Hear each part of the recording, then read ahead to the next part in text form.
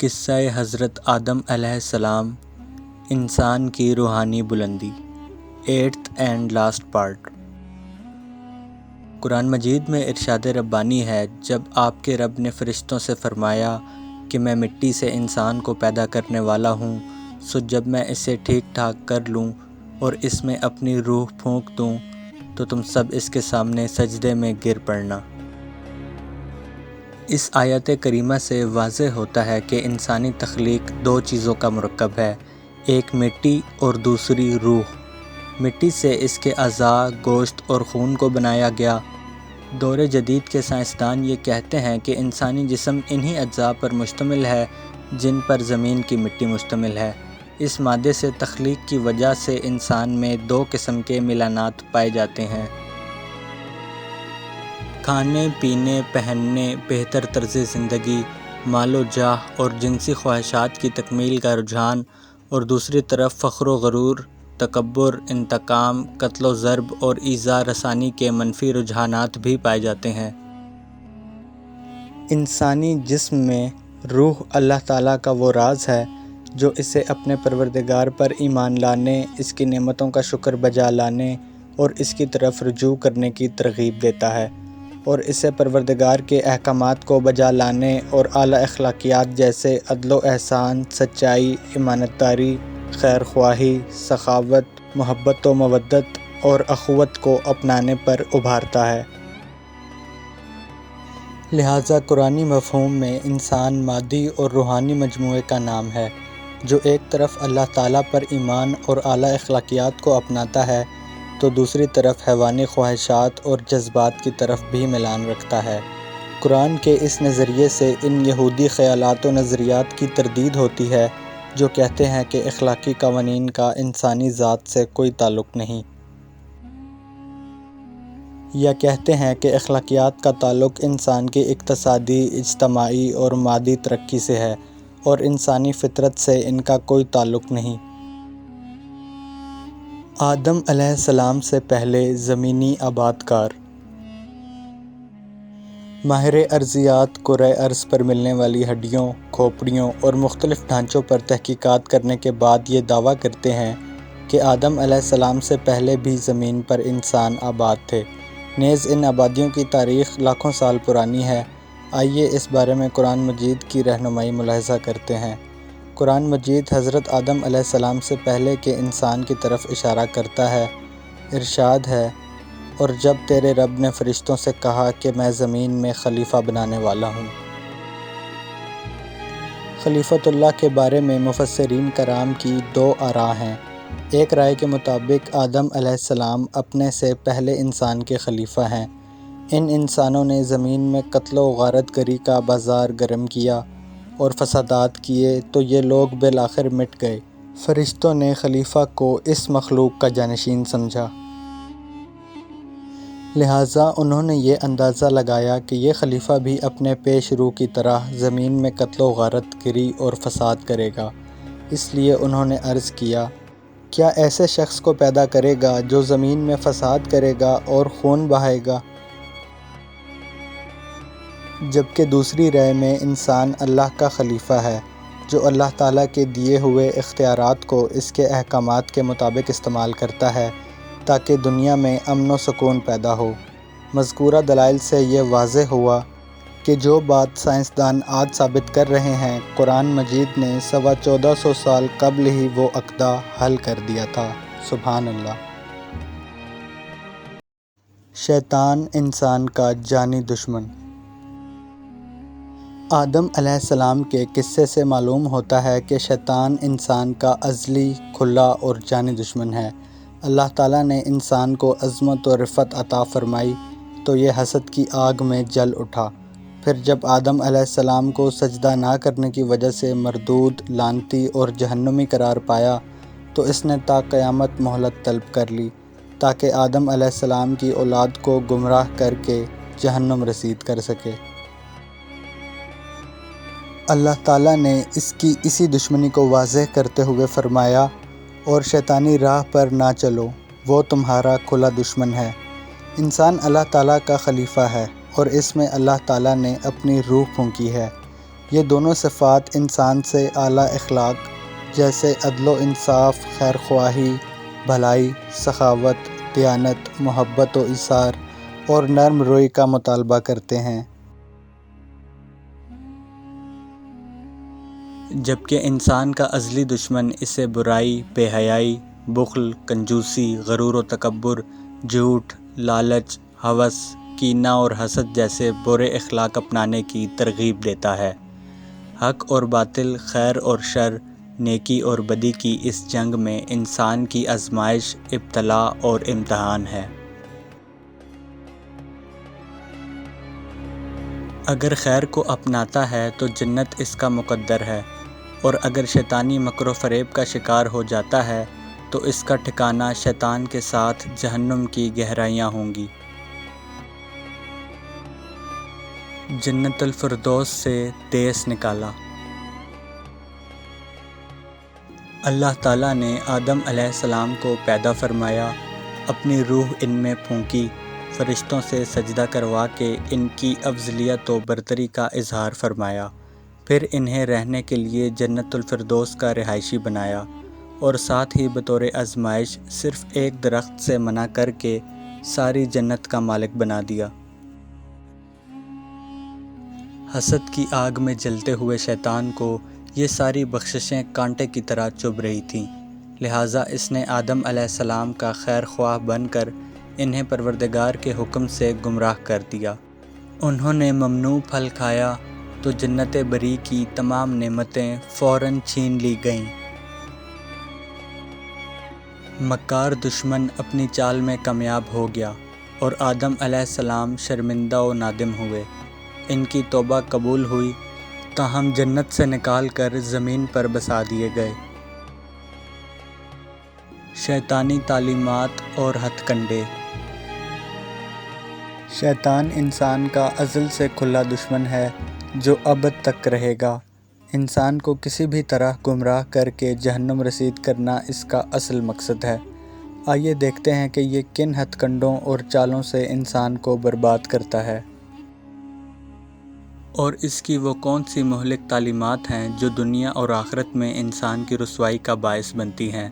اللہ تعالیٰ نے اس کے شر اور فتنے سے بچنے کی تلقین کرتے ہوئے فرمایا، اے اولاد آدم، شیطان تم کو کسی خرابی میں نہ ڈال دے، جیسا کہ اس نے تمہارے ماں باپ کو جنت سے باہر کرا دیا۔ شیطان انسان کو ہر برے کام، بے حیائی اور اللہ تعالیٰ کی نافرمانی پر اکساتا ہے، جیسے کہ ارشاد ہے، وہ تمہیں صرف برائی، بے حیائی اور اللہ تعالیٰ پر ان باتوں کے کہنے کا حکم دیتا ہے جن کا تمہیں علم نہیں۔ قتل و غارت، فسادات، نفرت و عداوت، بغض و حسد کا حکم دینا اور اتفاق و اتحاد کو ختم کر کے انتشار و افتراق پھیلانا شیطان کا محبوب مشغلہ ہے۔ اللہ تعالیٰ نے اس کی اسی خصلت سے خبردار کرتے ہوئے فرمایا، بلا شبہ شیطان آپس میں فساد ڈلواتا ہے، بے شک شیطان انسان کا کھلا دشمن ہے۔ وہ انسان کو صدقہ و خیرات، احسان، بھلائی اور نیکی کی راہ میں خرچ کرنے سے روکتا ہے کہ اس سے مال کم ہو جائے گا۔ اس طرح انسان کو بخل، ہوس، کنجوسی اور ظلم و ستم کی تعلیم دیتا ہے کہ اس سے مال بڑھتا ہے۔ شیطان تمہیں فقیری سے دھمکاتا ہے اور بے حیائی کا حکم دیتا ہے۔ وہ شراب، جوئے اور قبر پرستی سے لوگوں کے عقائد و اعمال میں بگاڑ پیدا کرتا ہے، ان میں باہمی نفرت کو فروغ دیتا ہے اور اللہ تعالیٰ کی عبادت سے روک دیتا ہے۔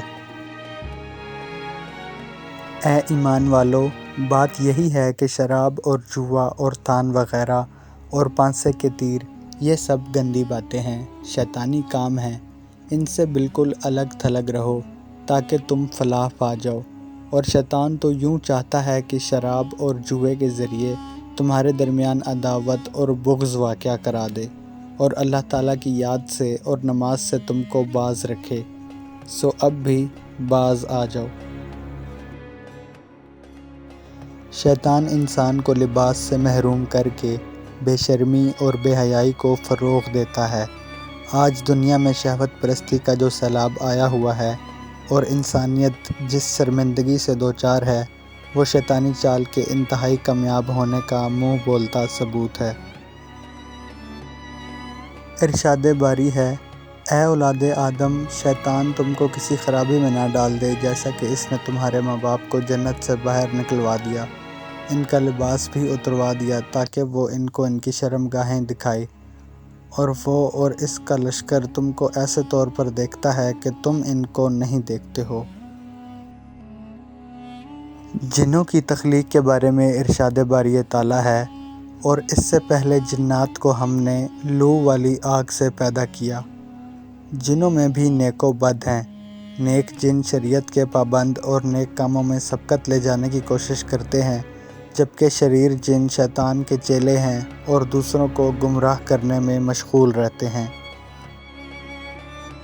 جیسا کہ جنوں کی زبانی ارشاد ربانی ہے، اور یہ کہ بے شک بعض تو ہم میں نیک و کار ہیں اور بعض اس کے برعکس بھی ہیں، ہم مختلف طریقوں سے بٹے ہوئے تھے۔ مزید بیان ہوا، ہاں ہم میں بعض تو مسلمان ہیں اور بعض بے انصاف ہیں، بس جو فرما بردار ہو گئے انہوں نے تو راہ راست کا قصد کیا، اور جو ظالم ہیں وہ جہنم کا ایندھن بن گئے۔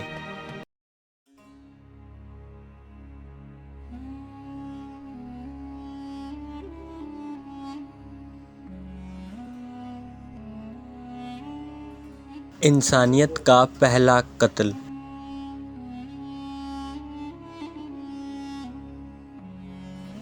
حسد وہ قبیح اور شنیع گناہ ہے جس کے ذریعے سے آسمانوں میں اللہ تعالیٰ کی پہلی نافرمانی کی گئی۔ ابلیس نے حسد کرتے ہوئے آدم علیہ السلام کے مقام عز و شرف کو تسلیم کرنے سے انکار کیا، اور حکم الہی کو پس پشت ڈالتے ہوئے آدم علیہ السلام کو سجدہ کرنے سے انکار کر دیا،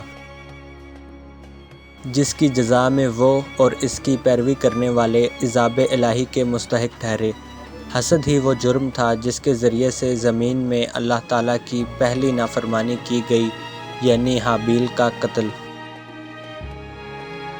حابیل آدم علیہ السلام کی اولاد میں ایک نیک فطرت، خیر اور بھلائی سے محبت کرنے والا، اللہ تعالیٰ کا مطیع اور اس کے احکامات بجا لانے والا اور اس کی راہ میں عمدہ اور طیب مال خرچ کرنے والا فرد تھا، جبکہ دوسری طرف قابیل تھا جو بخیل، شیطانی راہ پر چلنے والا اور مال کی محبت میں گرفتار شخص تھا۔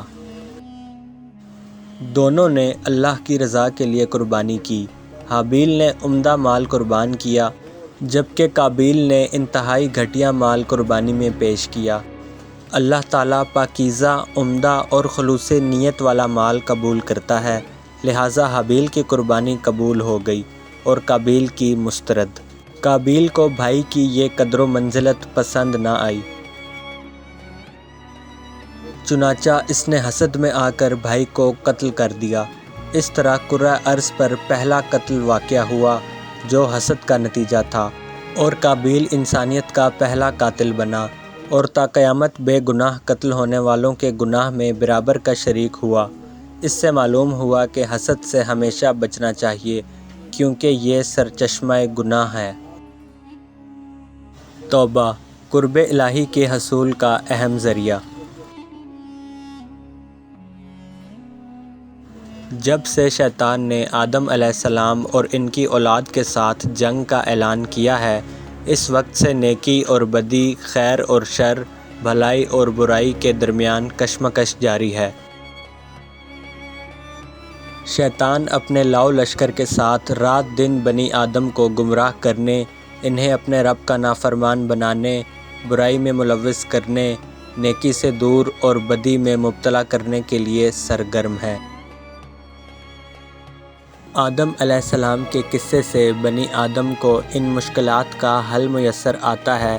ان کے جانی دشمن کے کارگر وار سے صحت یاب ہونے کا انمول نسخہ انہیں ملتا ہے۔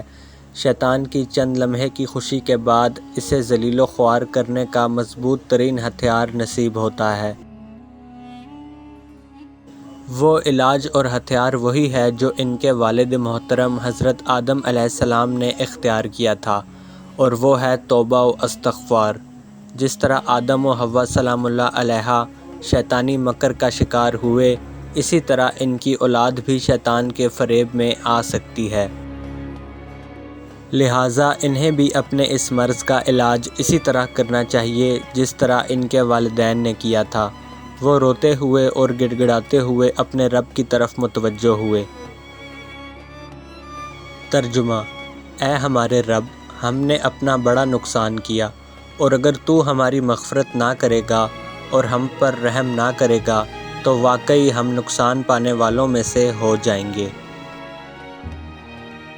لہٰذا اے مسلمان، اگر شیطان کا وار تجھ پر کامیاب ہو جائے اور تو اپنے رب کی نافرمانی کر بیٹھے اور انعام ربانی سے محروم ہو جائے تو تیرے لیے قرب الہی کے حصول، گناہوں کی بخشش، رب کی رضا اور انعامات کے حصول کے لیے توبہ کا دروازہ کھلا ہے۔